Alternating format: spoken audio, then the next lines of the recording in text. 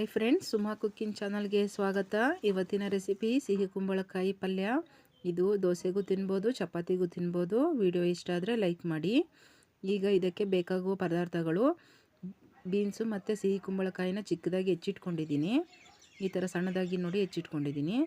ಇದನ್ನು ಒಂದು ಕುಕ್ಕರ್ಗೆ ಹಾಕಿ 1 ಗ್ಲಾಸಷ್ಟು ನೀರನ್ನು ಹಾಕಿ 1 ವಿಷಲ್ ಕೂಗಿಸ್ಕೊಳ್ತೇನೆ. ಈಗ 1 ವಿಷಲ್ ಕೂಗಿಸ್ಕೊಂಡಿದ್ದೀನಿ, ಬೆಂದಿದೆ ನೋಡಿ. ಜಾಸ್ತಿ ಬೇಯಿಸ್ಕೋಬಾರ್ದು, ತುಂಬ ಮೆತ್ತಗಾಗ್ಬಿಡುತ್ತೆ. ಈಗ ಒಗ್ಗರಣೆಗೆ 2 ಸ್ಪೂನ್ ಎಣ್ಣೆ ಹಾಕ್ಕೊಳ್ತಾ ಇದ್ದೀನಿ. ಸಣ್ಣಗೆ ಹೆಚ್ಚಿರುವಂಥ ಈರುಳ್ಳಿನ ಹಾಕ್ಕೊಳ್ತಾ ಇದ್ದೀನಿ.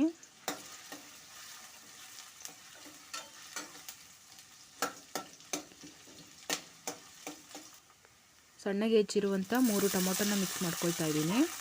ಇದು ಕೂಡ ಫ್ರೈ ಆಗಬೇಕು.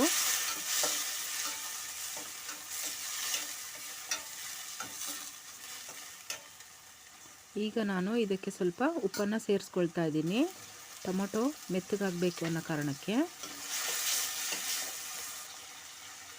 ಸ್ವಲ್ಪ ಅರಿಶಿನ ಪುಡಿಯನ್ನು ಸೇರಿಸ್ಕೊಳ್ತಾ ಇದ್ದೀನಿ.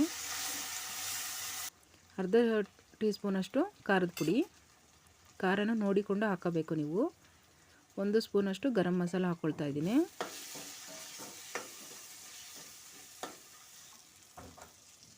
ಈಗ ನಾನು ಬೇಯಿಸಿರುವಂಥ ತರಕಾರಿಯನ್ನು ಹಾಕ್ಕೊಳ್ತಾ ಇದ್ದೀನಿ.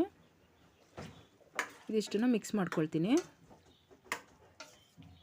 ಇದಕ್ಕೆ ನಾನು ಮತ್ತೆ ನೀರನ್ನು ಹಾಕ್ಕೊಳ್ಳಲ್ಲ. ಈಗ ಸಣ್ಣಗೆ ಹೆಚ್ಚಿರುವಂಥ ಕೊತ್ತಂಬರಿನ ಹಾಕ್ಕೊಳ್ತಾ ಇದ್ದೀನಿ. ಅರ್ಧ ಬಟ್ಲಷ್ಟು ಕಾಯಿ ತುರಿನ ಹಾಕ್ಕೊಳ್ತಾ ಇದ್ದೀನಿ. ಇವೆರಡನ್ನೂ ಮಿಕ್ಸ್ ಮಾಡ್ಕೊಳ್ತೀನಿ. ಪಲ್ಯ ತುಂಬ ಚೆನ್ನಾಗಿರುತ್ತೆ, ಚಪಾತಿ ಜೊತೆ ಇನ್ನೂ ಸೂಪರಾಗಿರುತ್ತೆ. ಒಮ್ಮೆ ಮನೆಯಲ್ಲಿ ಮಾಡಿ ನೋಡಿ.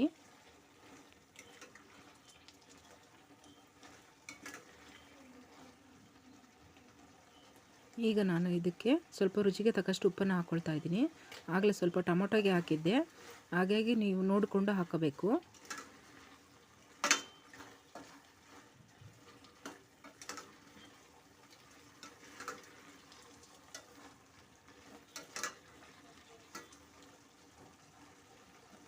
ಈಗ ನಾನು ಇದನ್ನು 5 ನಿಮಿಷ ಸಣ್ಣ ಉರಿನಲ್ಲಿ ಬೇಯಿಸ್ಕೊಂಡಿದ್ದೀನಿ.